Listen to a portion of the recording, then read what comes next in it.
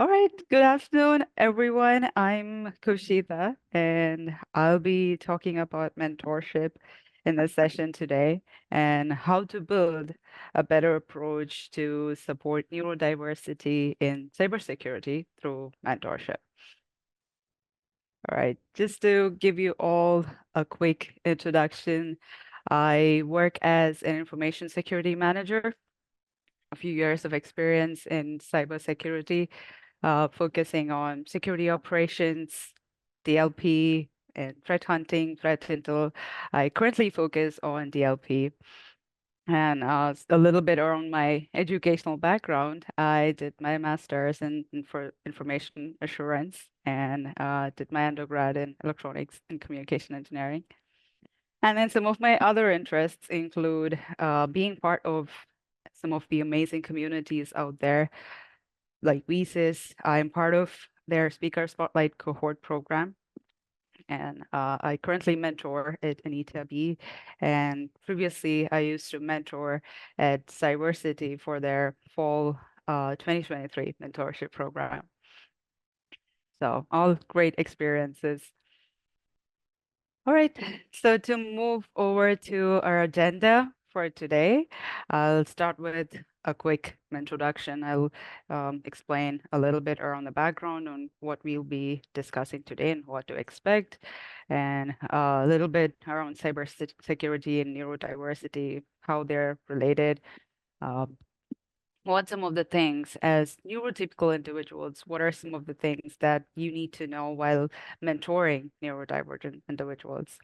And what are some of the positive impacts it could create?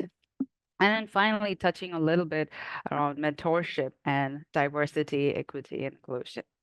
And we'll proceed over to Q&A session. All right. So to start with, and to give you all a quick background, one of the studies that was conducted by National Library of Medicine shows that 15 to 20% of the world's population is neurodivergent. Well, clearly it means majority of the population could be neurotypical. But we live in a world that understands neurodiversity way better than before. However, I still feel that there is some lack of awareness, some lack of understanding of one of the most fundamental issues, which I'll be talking about shortly. So when you consider a neurodivergent individual, they process information and they learn new things in a way that's very different from how a neurotypical individual does. And most of the times, their unique abilities, their unique skills and talents, they're seen as their weakness and sometimes even, a mental health issue. While these are some of the strengths, some of their valuable skill sets, these are some of the things which makes them more apt and more suitable to grow in an industry like cybersecurity. In today's world, we have so many tools and so many solutions out there to help build one's cybersecurity skill set. And mentorship programs are one of them. And it's always seen to create a significant impact in one's personal as well as professional development.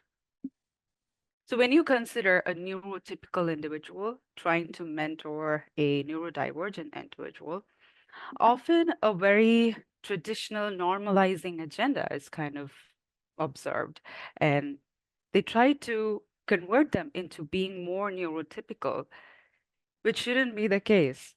And instead of focusing on their unique skills, their talents as weaknesses, how can we approach them and in a different mindset? How can we start seeing them as their strengths?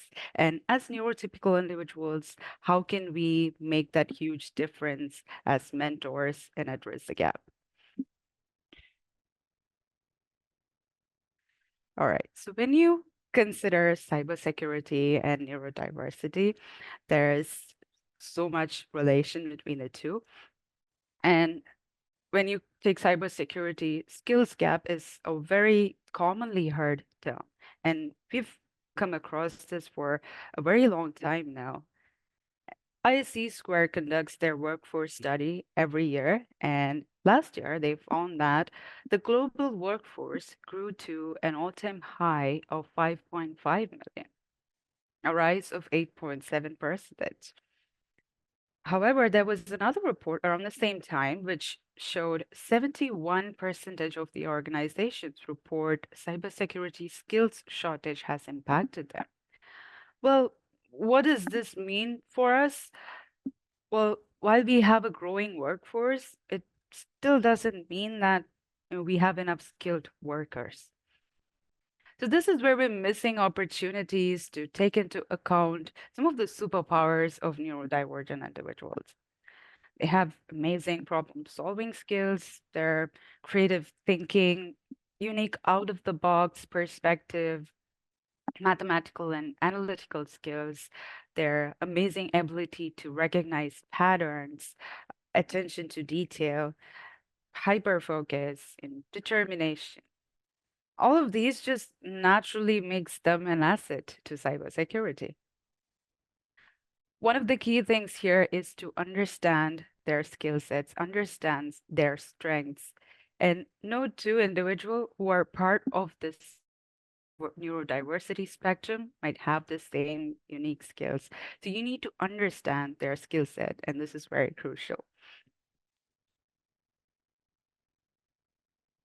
But before I dive into this topic here, I would like to mention something about mentorship.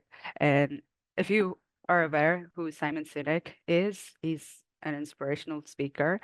And in one of his interviews, he mentioned that mentorship is like friendship, and it's a two-way journey. And it just made more sense to me because you're learning together in the process. You are supporting each other. You're trying to understand what are some of the other person's interests and what are their goals and what are some of the things that they want to achieve. And then you support them and make sure you guide them to the right track to achieve their goals. So when you consider a neurotypical individual, who is mentoring a neurodivergent individual, understanding neurodiversity is the very basic thing. Understand what does it mean for someone to be neurodivergent. And respect your mentees. When they open up and speak up, please don't be judgmental. Respect your mentees.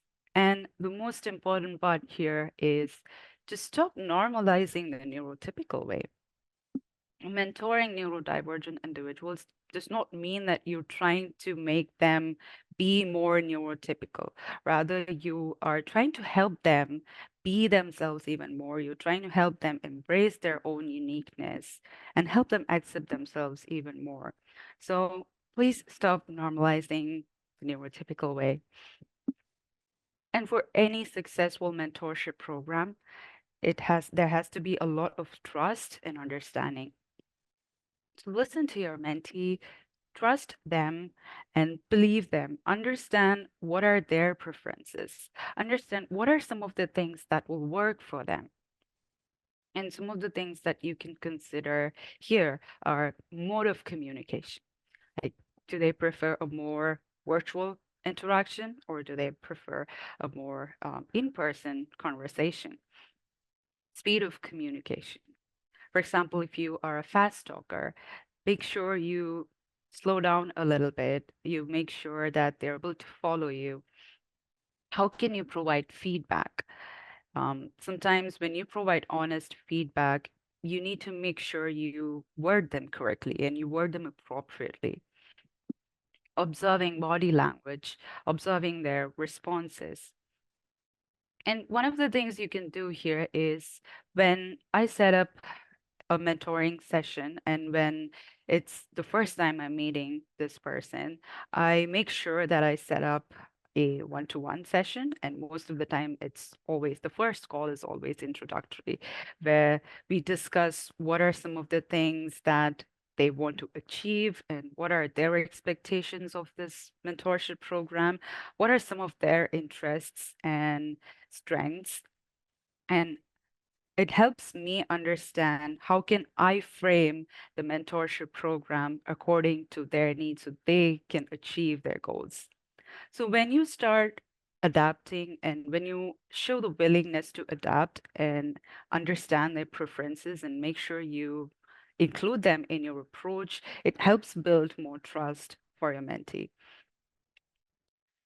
Reverse mentoring, that's you have to set up reverse mentoring sessions with your mentee where they will mentor you and you need to let them mentor you. Discuss topics that they feel more strong about. Like I mentioned earlier, it's a two-way journey. So if you have two people in a mentorship program, it doesn't mean that the mentor needs to know everything. A mentor need not be an expert among the two. However, uh, there might be scenarios where your mentee might also be an expert in something else.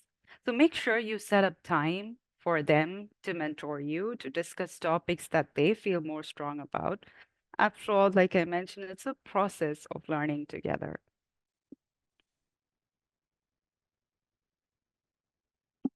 Creating environments that will allow for complete focus. Now, make sure you do not set your mentoring sessions in a very noisy environment. Make sure it's a more quiet and more peaceful environment that will help them focus better and be more attentive and causes less distractions. So make sure you're setting up an environment that will allow for better focus. More preparation time. Now, this is more with respect to on the spot discussions, like, for example, meetings, team meetings, or maybe job interviews or group discussions, which involves a lot of on the spot discussions. And when you are put on the spot, you kind of feel a little nervous and you start thinking about how to respond, and it makes you a little stressed out. So when you are more prepared or when you're given enough time to respond, that'll definitely help bring a better outcome. So make sure you provide them sufficient time for them to respond, or if possible, prepare them on what to expect, or have an agenda which can also help them. Another thing that would help in this case is a more scenario-based questions, like having them put into a particular situation, having them bring their own unique perspectives. So that way they are also prepared to, be in a real-time situation like one. And then very important part, celebrating their achievements, their contributions, providing regular appreciations and recognitions, calling them out for their accomplishments. It just helps build a lot of self-confidence in oneself. Today we have a lot of platforms out there like social media, and you have all the tools, very handy. So, use them for good and make sure you spend some time to also call out their achievements and accomplishments. And in creating more awareness, well, it's a basic role as a human being that you can do, right? Like when you've come across someone who is neurodivergent, when you have worked with them, or let's say when you have mentored them, or if you have someone in your family or your friend circle, make sure you're sharing your experiences, share your learning experiences, and make sure you educate others and create that awareness.